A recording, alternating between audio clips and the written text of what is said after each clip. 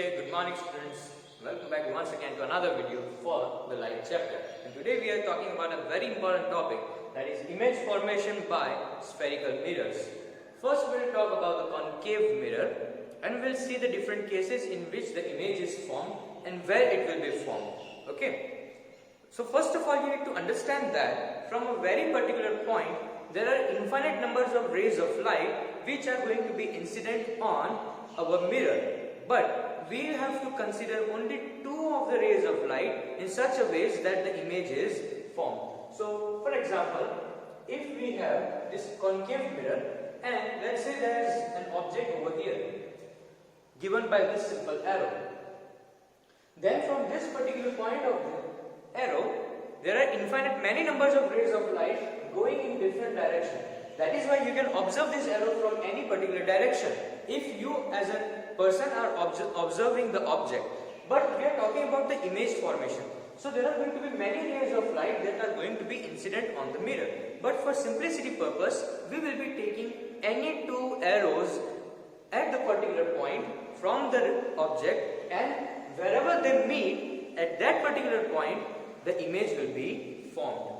So the two incident rays of light after reflection, wherever they meet, the image will be formed. Okay, so wherever these rays of light will intersect at that particular point, the image will be formed. So we will take only two rays of light for our simplicity purpose. Now there are many cases for this particular image formation. We will see all the cases one by one. Okay, so the first case is when the object is at infinity. So we have a concave mirror like this. Okay, and the focus point is over here and center of curvature is over here like this.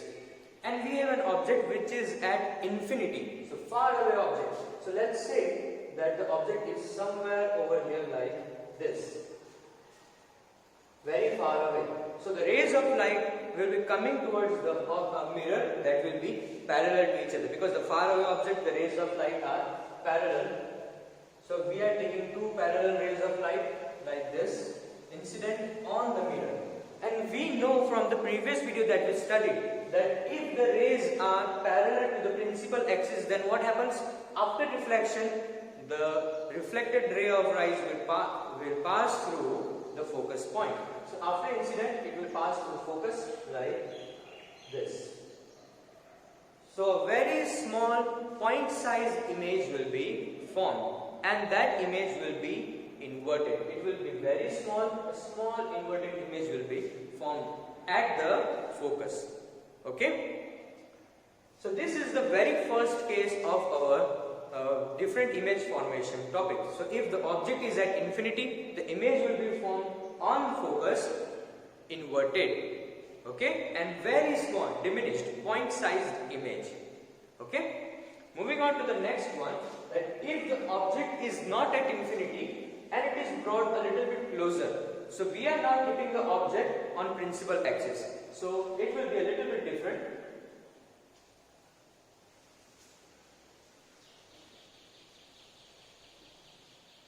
This is our principal axis.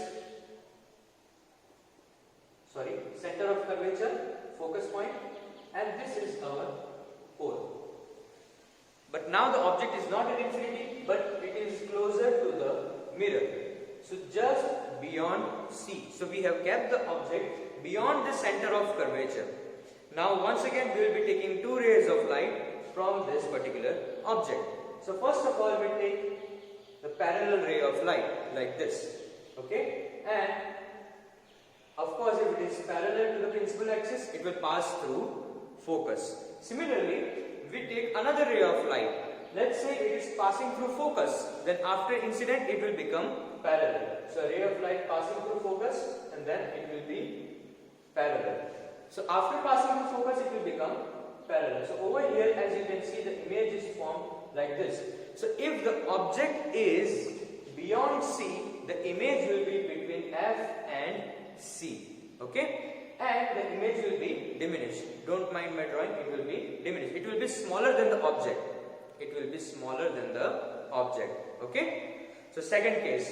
Now the third one, if you bring the object even closer, then we are keeping the object on center of curvature. Okay, once again we get rid of all this and we draw another ray of light, principal axis, concave mirror, center of curvature, focus point, and we are keeping the object on center of curvature. Once again we take a parallel ray of light. After passing it will be on focus, and if you are passing through focus then it will be parallel. Now as you can see, the image is getting formed over here because these two rays of light are intersecting at this particular point. So the image is this way. Once again the image is inverted, but now it is going to be on the center of curvature. Okay?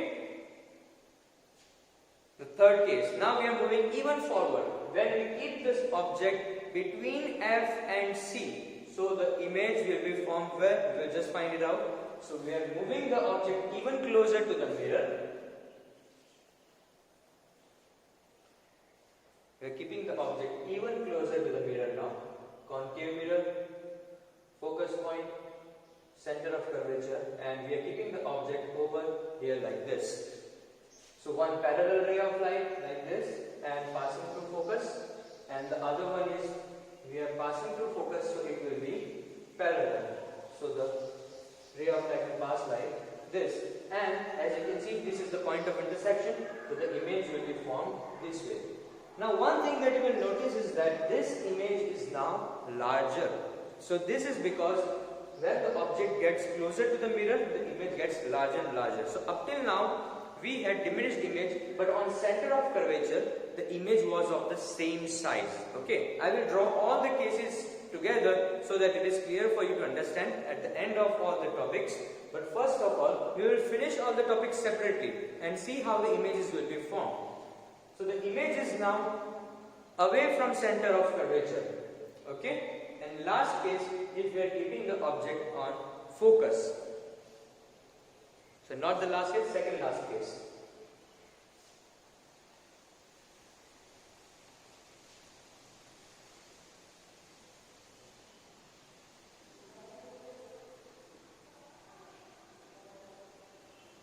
So if you are keeping the object on focus, then what will happen?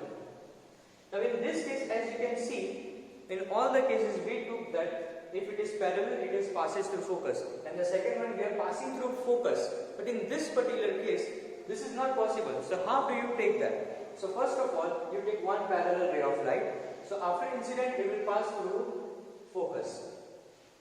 The other one is that you can take the ray of light passing through center of curvature or through pole. So I take a ray of light which is passing through pole like this, and this becomes angle of incidence, and this reflected ray of light will pass like this, and this will become angle of reflection, angle of incidence and angle of reflection. As you can see that these two rays of light are parallel to each other, okay, and because of this they will meet at infinity. So if the object is on focus, image will be at infinity and it will be highly enlarged, very large image will be formed, but it will be at infinity, okay. Now the last case, if we move the object even closer, okay. So now we are keeping the object between focus and pole.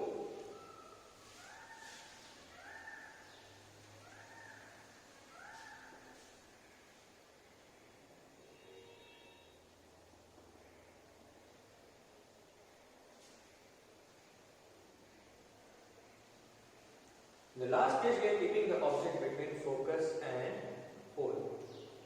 Once again, one ray of light we will take which will be parallel to the principal axis like this. So after incident it will pass through focus as it is, and the second one is we take through pole like this. But in this particular case you will see that the rays of light are going away from each other. That means they are not going to meet in real. Okay, so they are going to meet virtually somewhere like this.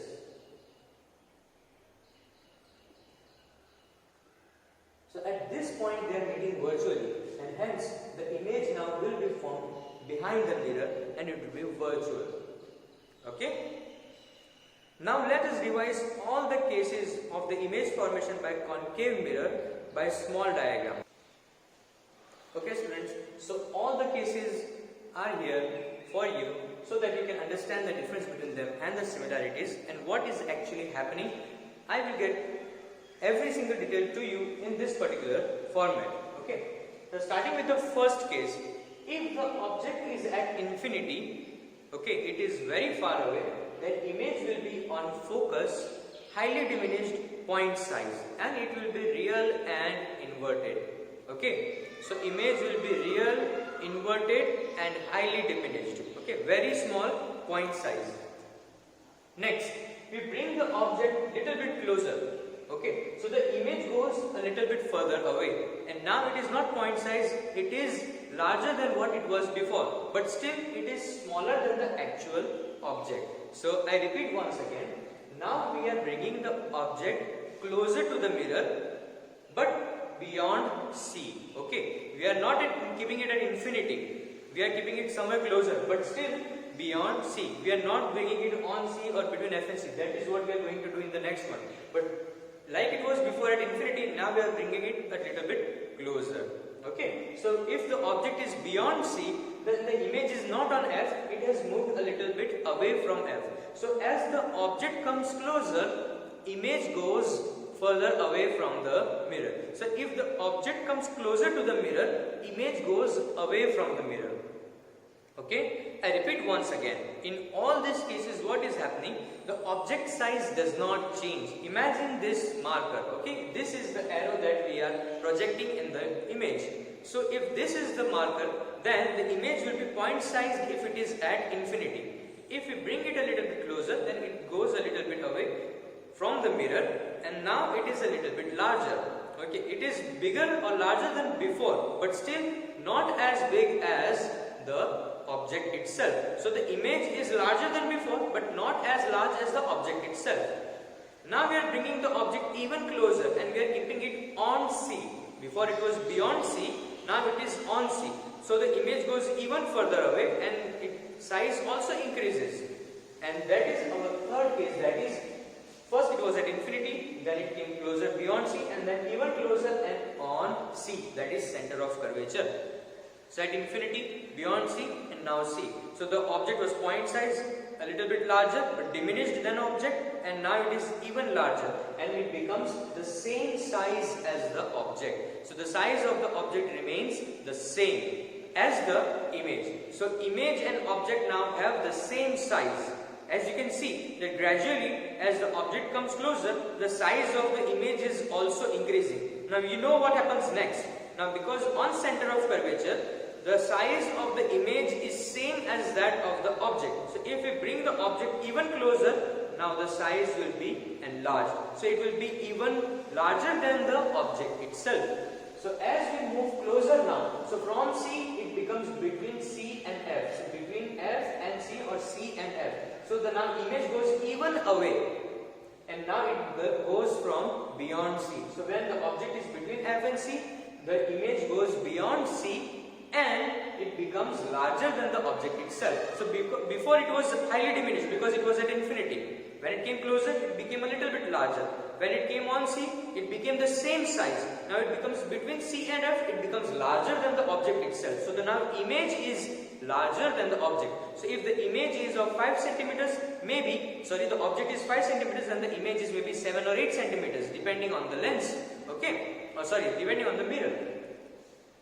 As we move even further, we move it on focus. Okay, so now we are bringing the object even closer to the mirror. So when it is at focus, now as you can see over here, you can take any two approaches. You can either take the ray of light passing through C or you can take through pole. It is your choice, but you can only take 2 rays of light. No need to make it confusing like before. Okay. You can take only 2 rays of light. Only for this particular case I have taken 3 rays of light. That is also for just your explanation purpose.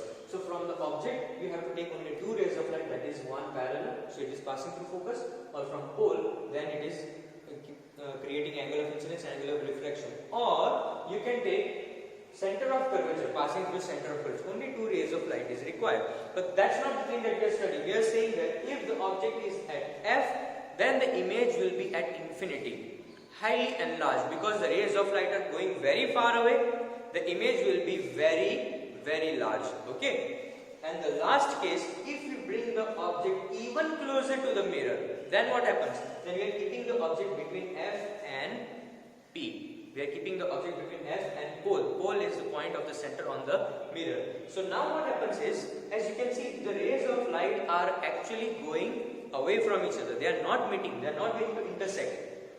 So we are not going to get a real image. In all these cases, in all these 5 cases, that is 1, 2, 3, 4 and 5 cases, we are going to get real image that can be projected on the screen. Okay, but in the last case, the rays of light are not meeting and therefore we cannot get a real image. How can we get an image then? Then you take the virtual rays of light behind the mirror and wherever they intersect, you will find an image over there. So as you can see, in all these cases, our arrow was upside down, indicating that if the object is like this, then the image formed will be upside down, inverted. But in this case, if the object is kept like this, then the image is also formed this way. That means the image will be erect and not inverted. It will be erect image. Okay, it will not be an inverted image and it will be enlarged. So it will be magnified, it will be larger than the object itself. So the image formed in the last case will be larger than object itself. Okay, I'll go through all the things once again. If you bring the object closer to the mirror, then the image goes further away. Also, if you bring the object closer, the image size is going to increase. It will be real and inverted. So in the first case, far away object, infinity, the image will be highly diminished, point size inverted, okay, on focus. Second, you bring it closer, then the image goes a little bit further away. So if you bring the object beyond C, the image goes from F to between F and C, larger than before, but still smaller than the object. So the image will be diminished, real and inverted, okay. Third case, you bring the object even closer on C, so image will be also on C. This time the image size and the object size will be same. It will not be enlarged, it will not be diminished, it will be larger than before, but same size as the object. You bring the object even closer between C and F and the image goes further away. Now because it was of the same size now when it goes away, it becomes larger than the object itself. So the image is now enlarged. Still it is real and inverted. In the last case, if we bring the object towards the mirror even further on focus, then it is the last case for the real and inverted image, because the object has creating a parallel light after reflection and therefore they will meet at infinity, creating a very large image at infinity. Still it will be real and inverted. As you can see, the rays of light are going the other way around and that is why it will be real and inverted. In the final case, that is not the real and inverted image, but it will be virtual and erect but behind the mirror, because the rays of light are not actually going to meet in real life, but virtually if we imagine them and we can see the object behind the mirror in the in a virtual form, in an erect manner. Okay, that's all for today, students. Have a nice day.